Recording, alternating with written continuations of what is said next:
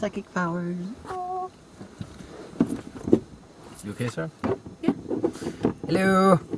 Okay, first of all, because there's 3 of us in a 3-person car. That's why we're all bunched up at weird angles. You need to get a better car with a better slopey type thing so we can make this look better. I need to get nipples for the car boobs. Yeah, that too. Okay, because this is not out in America for about a week and a half, I'm going to do lots of no spoilers at the start just for the benefit of, you know, the inferior people across the pond. Yes. A movie called Captain America, based in America, about things happening in America. Controlled by an organisation in America. Came out in Britain first. X-Men Days of Future Past apparently comes out in Jamaica first. Jamaica? Yeah, it's just a really odd choice. But we get it like 2 days later. For some reason, Marvel films, ever since like before the Avengers, have been coming out here first. I remember Iron Man 3 and the Avengers, I just happened to be in America when they come out in the UK. So I was like, really fucking annoyed. Anyway. We saw Captain America, the Winter Bloke. This is the second time I've seen it. I saw it Sunday. We did some pickup shots for the Boy Meets Girl review, and then me and Teddy and a bunch of Teddy's closest gym buddies all went to see it together. And there was going to be a vlog, but at the end I decided it was too fucking late, so no vlog. Ironically, this is even more late. Teddy just pumps iron. You should see him at the gym. He just kills everything. He sits on them. Snack bacon! Yeah, we did a Let's Try with that, which was the video, beside this one. Okay, Winter Soldier, another good one from Marvel. Still the closest thing to a bad film Marvel has done, as far as I can tell, is Iron Man 2. This is definitely not a bad film. No, it's a good film. I enjoyed it. I will say one thing, the pacing felt a little slower than most of the Marvel stuff. It was, in my opinion, it was a lot of talking and the action was all squeezed together. It was very 1970s. If you say so. It's meant to feel like a 1970s film. Huh. In the same way Captain America 1 was supposed to feel like a 1940s film. So, Captain America is an agent of S.H.I.E.L.D. And he's not on television for some reason. What did you think of the film? Because we can't put spoilers yet. I liked it, but I don't know if it was me because I'm like tired and stressed and stuff, but I thought it was a lot more jumpier than the other Marvels. I know I just jumped a lot more than the other ones. Jumping in what sense? Like, things just surprised me and I jumped because I was scared. Jump scares in a camp. Okay. Let's just put it down to me being tired, but I was very jumpy and tense throughout it. Well, you were the person who infamously watched 302 and was so confused that you thought the Persians were the good guys. Yeah. In real life, they probably were. Yeah. But it was funny in the context of the film. So she thought Captain America 2 was a horror movie. Yeah. To be fair, it's scarier than The Conjuring. Well, to be honest, what I did in the toilet earlier is scarier than The Conjuring. Ew. Don't worry, he sacrificed a naked virgin to the, sun god Throkotep. She's not allowed to know what I do with naked virgins. I'm sorry, honey. Okay, yes. Dear Yankees. Another Marvel hit. Probably not as good. I don't think I enjoyed it quite as much as Thor: The Dark World. Second time watching it, I definitely picked up more of the problems that I did the first time. I cannot fucking wait for Guardians of the Galaxy. Guardians of the Galaxy looks good. It looks to be a proper goofy film. Although, if you look at the trailers, like Iron Man 3's trailer was very serious. Thor's Dark World's trailer was very serious, and both of those had massive bits of humour. True. You expect it with Iron Man. Thor, not so much. It was unexpectedly funny. This one, the trailer is exactly what you get, so with Marvel, you can never really tell. They fixed my biggest gripe with Captain America in the Avengers film. Costume? Fucking costume. Yeah, you had 2 costumes that were better than that one. Yeah. Better than the Captain America onesie.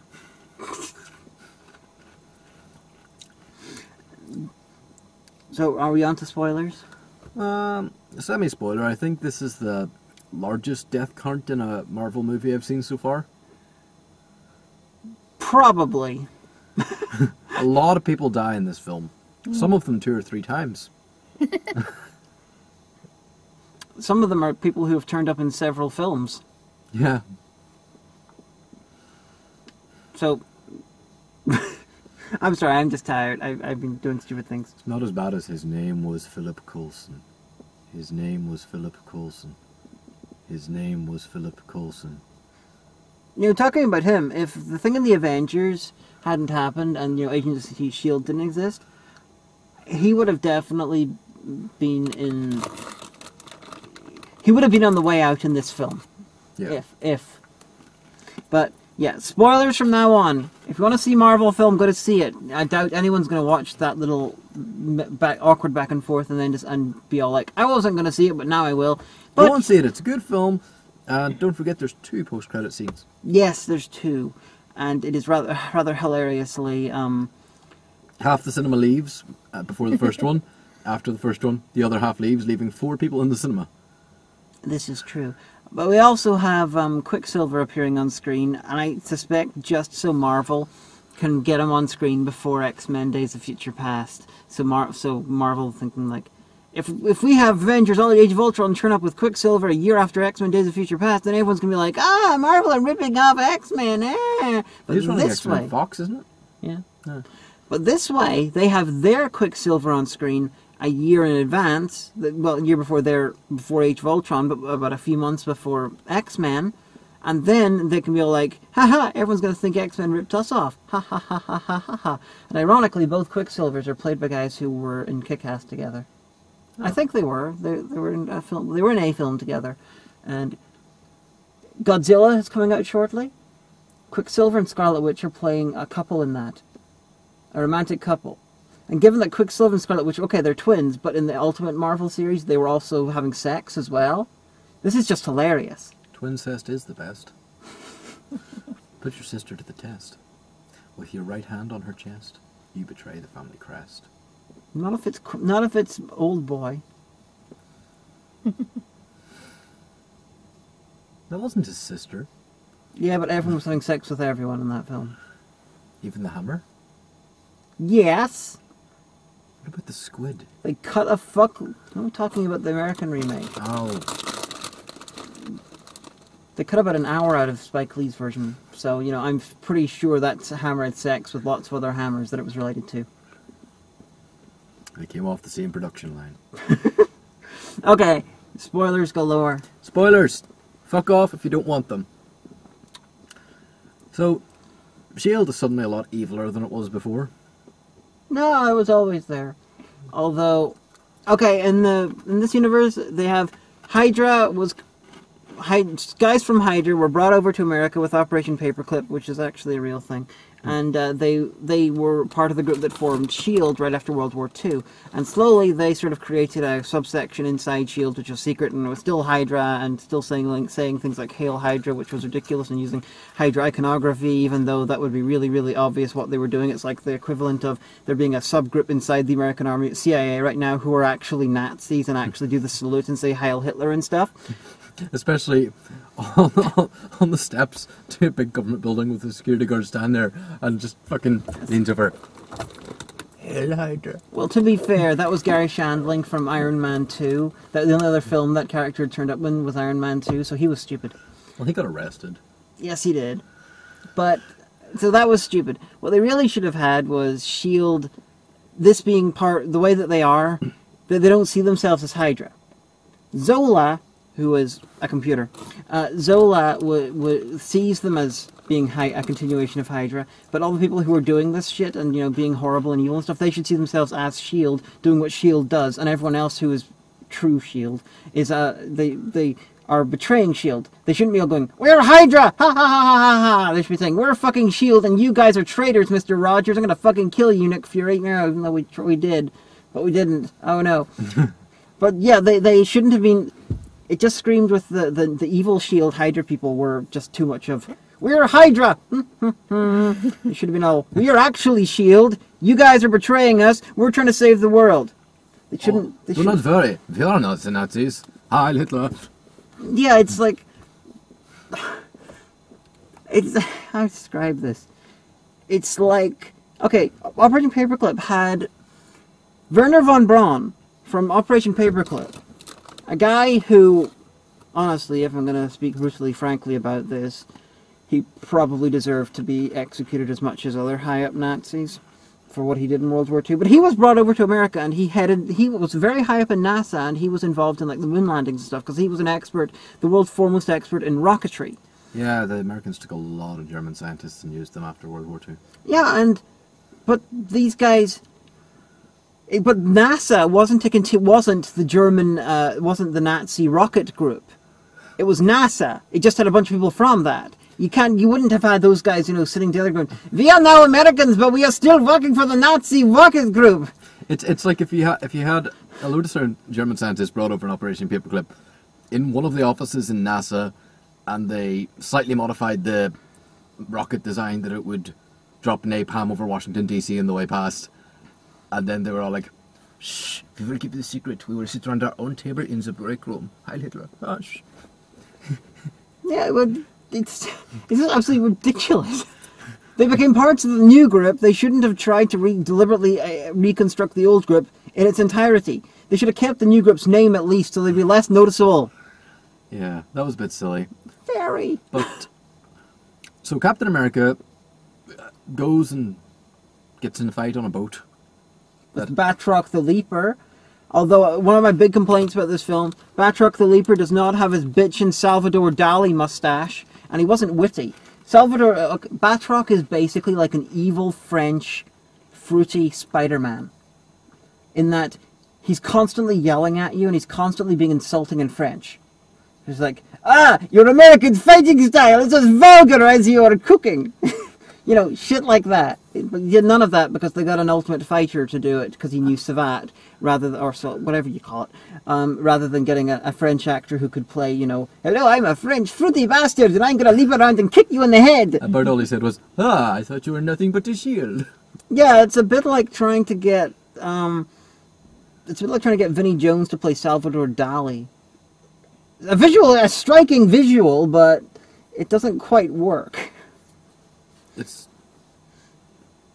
And they attempted to recreate his costume as much as they could in real world, because his costume is pretty fucking silly. So getting Robert De Niro to play Deadpool. Possibly. Possibly? Yes. You guys say something, I will talk off you. Hi. Hi.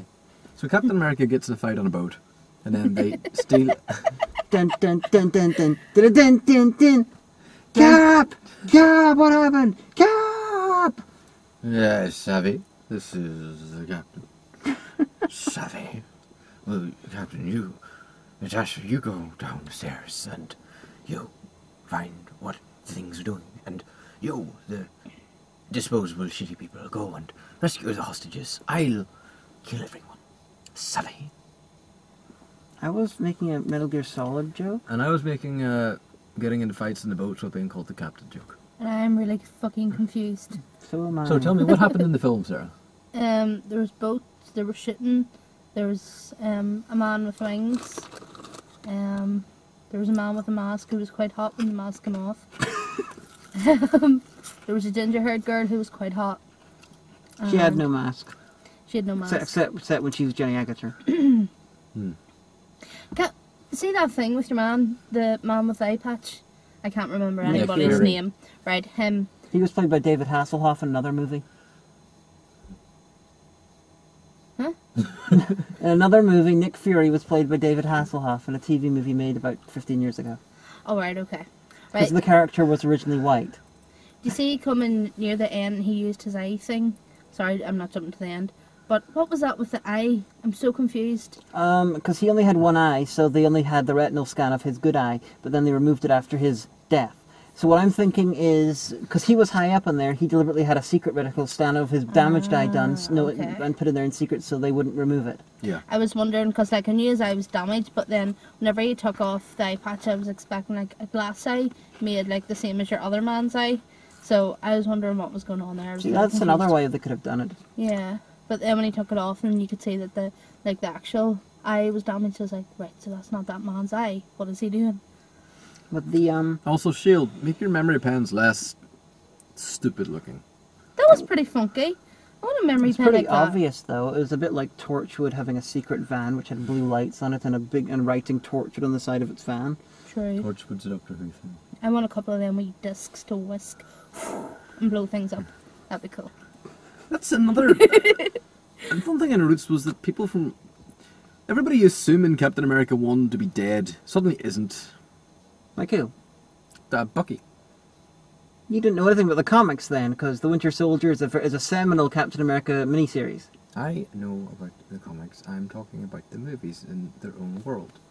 Well, then you should have expected him to come back at some point, especially considering the film's called The Winter Soldier. I didn't know. expect it. I'm talking about the framing. Like, But you know, I'm saying that Robyn knew about the comics, so should have expected it. Oh, Well, you okay. didn't, so you had reason to be surprised. You, however, you're like someone who's going in to watch an animated adaptation of Star Wars: The Empire Strikes Back and being surprised that Darth Vader's his father. I know. You've seen the source material. I have. Why are you surprised? I'm not surprised. I'm saying the framing was weird. I don't even think Bucky knew who he was. Well, yeah, that's He the didn't. point. He didn't know who anybody was. They wiped his brain Several times. That was quite sad. like this.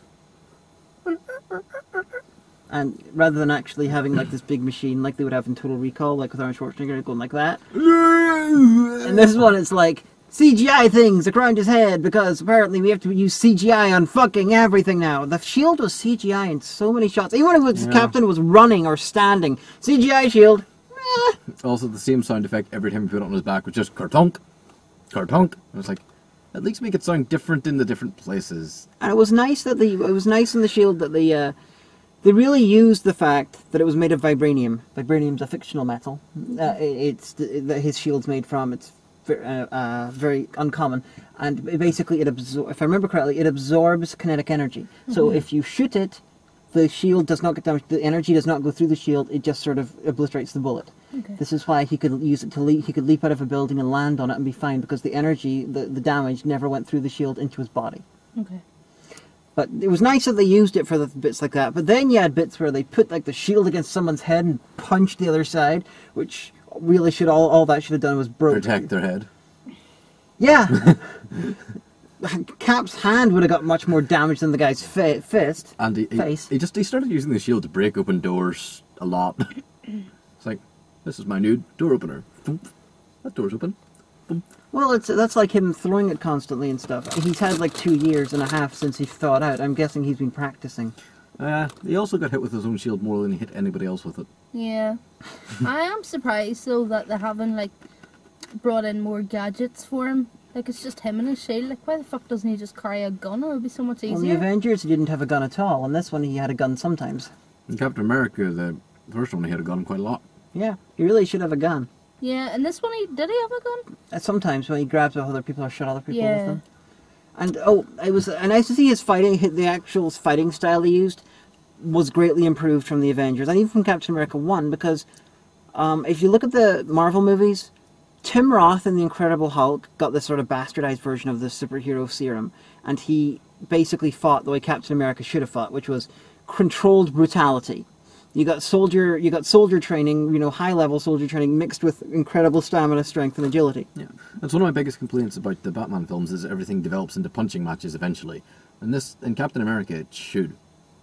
Yeah, they finally seem to have understood that Captain America should fight brutally and quickly, take you down incredibly simply, the most obvious way. Whether it's something as silly as just running past you and hitting you in the side so that you fall off a boat. Yeah, they did that. I also like that the fighting style they did is obviously a lot more centered around his use of the shield. Yeah, it makes sense. Mm. The interpretation of the character in this is much better than it was in the Avengers. And I see that wee ginger hair girl that I can't remember her Scarlett name. Johansson, What is she? Black Widow. Black Widow. That's her And what code was name. she in before? the Avengers. And Iron Man 2. Well, yeah, but not Yeah, she was in Iron Man 2. I only watched Avengers like 2 weeks ago, and I The first can't time. remember it. I have brain problems. She was the red-headed one in Avengers. She looked a lot different in this film. I don't know if that's my face blindness kicking in, but She got her hair cut. She was rather hot. Her lips were It's beautiful. Scarlett Johansson. She has a different haircut every Marvel movie she does. Iron Man 2, she had really long sort of curly hair. Avengers, she had longer hair than this. And this one is like, shorter and straighter. It's just like Scarlett Johansson. Natasha Romanoff, I suppose it fits. She's like undercover with lots of different identities and stuff, so she just changes her appearance every so often. She was the girl in the Avengers who was tied to the chair and beat the shit out of the guys. Oh, okay. Yeah, she's a Russian. She was a Yes. former secret agent. Okay. Got it. But when Captain America takes down the Great Shield, all government agencies involved with SHIELD will yield.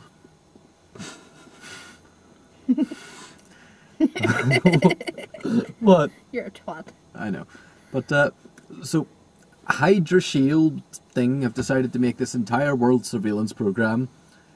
And, Well, how topical. oh yes, it's just the NSA, but don't tell anybody.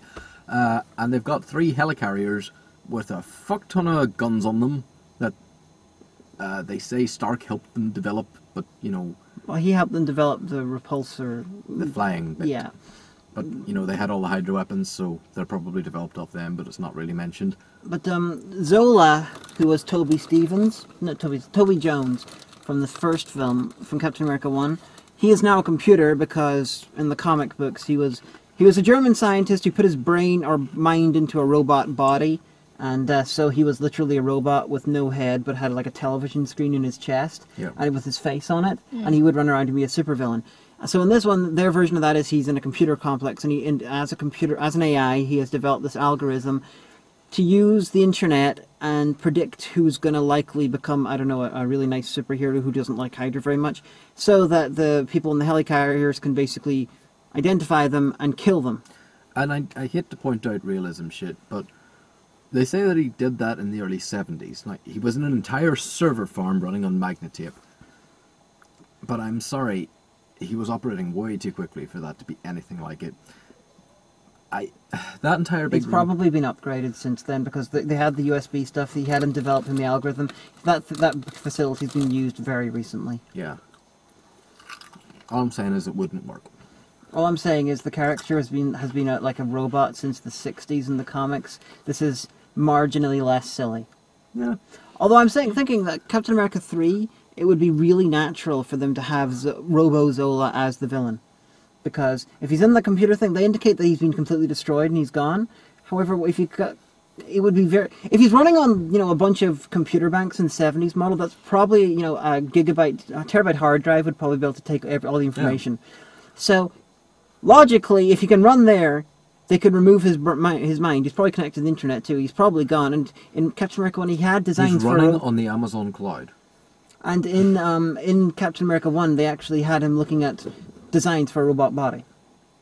So, and of course, Age of Ultron, Avengers, we're going to have evil robots running around. Captain America 3, Robo-Zola. Makes sense. It does. Zola was the scientist. He became the computer. Okay. I knew who the scientist was, but I wasn't too sure if Zola they were referring to was that whole... Yeah, he turned into a computer. Okay. Because, apparently that happens sometimes. Yeah, it's pretty common in comic book universes, but it hasn't yet been able to happen in real life, apart from in Portal 2, because we all know that's a true story. And in the new Johnny Depp movie, where they turned Johnny Depp into a computer. He's such a method actor, he actually removed his brain, had it smooshed and then digitized, a la Tron. Unfortunately, it didn't work and he's dead, so they cloned him, no one noticed. Ah, and the clone had no acting experience whatsoever, and that's what happened to Tim Burton films. Possibly. See, in my head, things like S.H.I.E.L.D. are real. And there are people out there doing exactly what they are doing and trying to take over the world and kill us all. Well, baby... Using giant aircraft carriers, which can fly, and using lasers, and digitized computer brains. Well, if you want to say weapons that can fly and lasers... No, I'm saying aircraft carriers that can fly.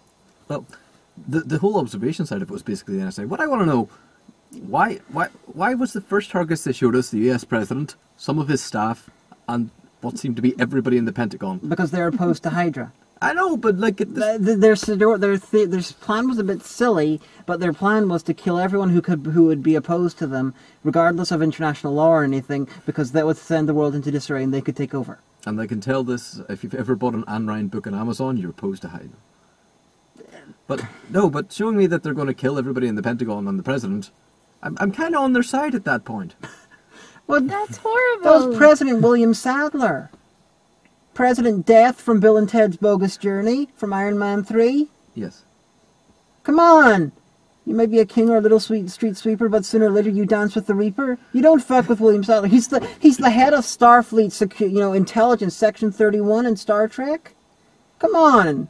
Don't kill William Sadler, it's unfair. He's the head of Section 31, I want to kill him. He played like the most perverse and horrible person in history in Kinsey with Liam Neeson, where Liam Neeson tried to do an American accent and it was hilarious. You don't kill William Sadler, that makes you a villain. What? Who? You're a villain! President's it was in Iron Man 3 and he was played by William Sadler, and I'm saying you don't kill him. They also are going to kill Stark. There's like 80 videos below this that prove that you're a villain. I want someone to screen grab the names of everyone they're going to kill, because I want to see how many Marvel in-jokes are in there. Probably quite a few. Oh yeah, I want to see if I can spot any. You know the list that Steve Rogers had? List of things to do, which is apparently 5 things long. You notice that at the start? This is incredibly patronizing. Australia, Canada, France, UK all get different ones. Mm-hmm. Localized. This is why Steve Rogers is secretly a massive fan of English football, and why he was like World Cup 1966. And then he also, the other list from our one, apparently because Northern Ireland's really into this, we have English football, we have Sean Connery, we have the Beatles, we have TV, Sherlock, because apparently Captain America will be blown away by a modern take on Sherlock Holmes. Oh no, that didn't exist back when he was young.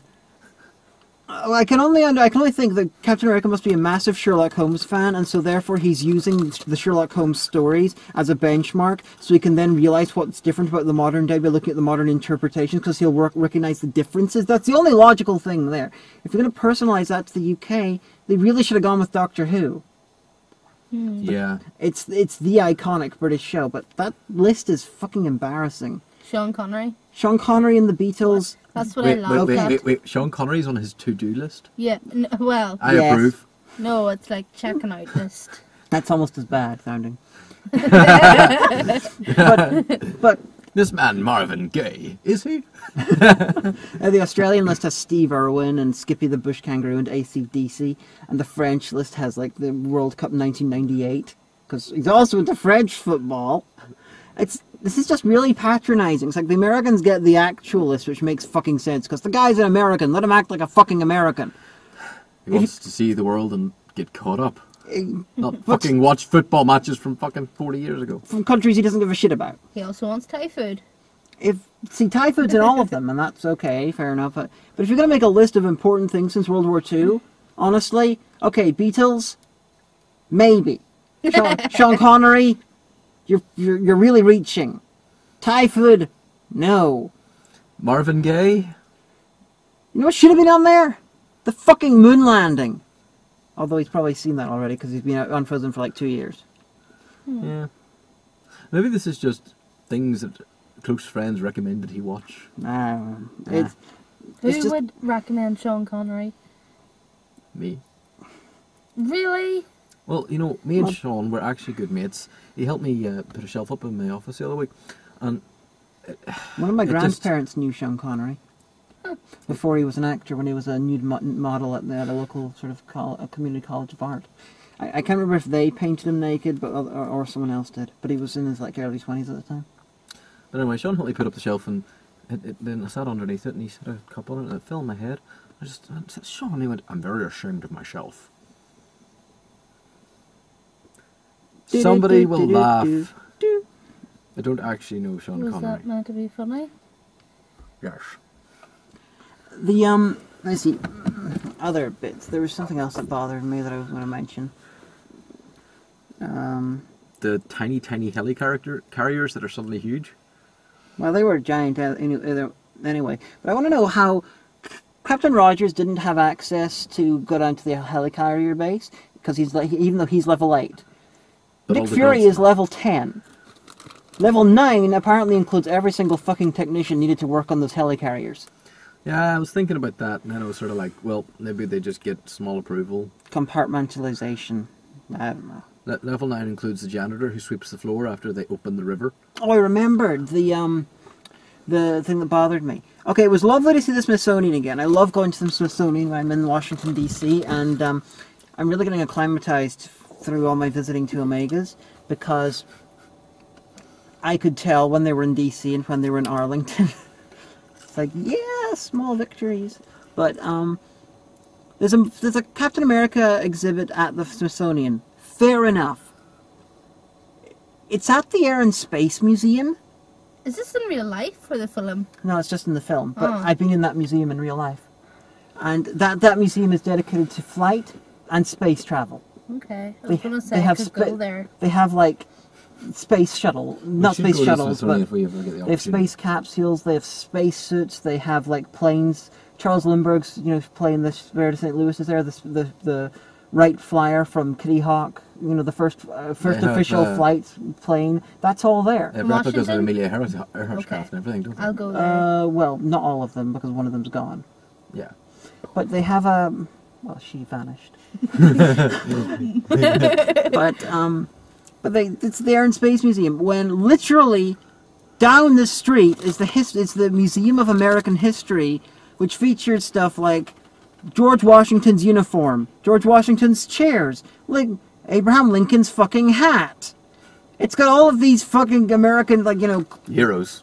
yeah, that's the natural place for it. Also, I really, And really... it's owned by the Smithsonian as well. Was it less cinematic? Probably. Well, maybe he's in the Air and Space Museum because he's the longest person who's jumped out of the plane from the highest altitude without a parachute and been completely unscathed. No.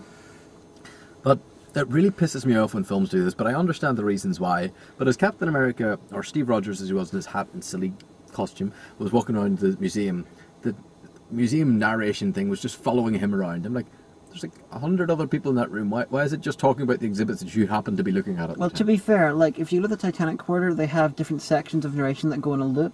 So you will go and then you will listen to it and then you listen to it and listen to it. And it's constantly going on. So with him, we didn't... If you film someone going through that thing at the Titanic Quarter, you can make it look just like that. If they stood there and listened to each one, even if you came at the tail end of one, then you could listen to it the next time. You could edit it together to make it look like the narration had followed them. So I think it's a case of, oh look, it's not following me perfectly. I go in here. Oh, there's a tail end of this one. I will stay and listen to the rest. Then we'll go to the next one, and it's not doing that. It's just edited to make it look like it is. Yeah, I know, but Plus, it's Gary Sinise. Gary Sinise. okay. He was, however, the villain in Ransom. So, Captain America saves the day with a lot of help from Black Widow. Nick Fury dies and comes back. Nick 3 or Fury 4 on his times. gravestone. They had like the path of the righteous man, Ezekiel did it on his gravestone. Is that a Pulp Fiction reference? Oh. I want to see that quote again just to make sure. That, it's like, is that the one the Pulp Fiction line was ripped off of? But it's a good film. There's a lot of people die. Yeah. And I mean, my god. Nick Fury kills like 20 cops at one point just in like 3 minutes of screen fake time. cops. Okay. I went out to take a phone call and I came back and Nick Fury was being rammed by the cops. Literally. And And you could make the claim that the cops were just being really racist, but then you have to remind yourself that they're not in Florida, they're in Washington, D.C., where it is literally the blackest city in America. I thought that was Detroit. Okay, if Washington's not the blackest city in D.C., it's one of. It's very, very black. Beautiful city. Oh, I'm sure it is. I'm going there. Oh, good. It's a good... At one point, Robyn leant over to me and was all like, Hey, ha ha ha, they didn't film this in D.C. because look at all, they're in a skyscraper and all, huh? And I was like, if I remember correctly, the Potomac is the line between D.C. and Alexandria, Virginia. And in Virginia, you can have buildings as high as you like. It's D.C. that you're not allowed to have buildings really tall. So obviously, and they're beside the Potomac, obviously they're in Alexandria, Virginia.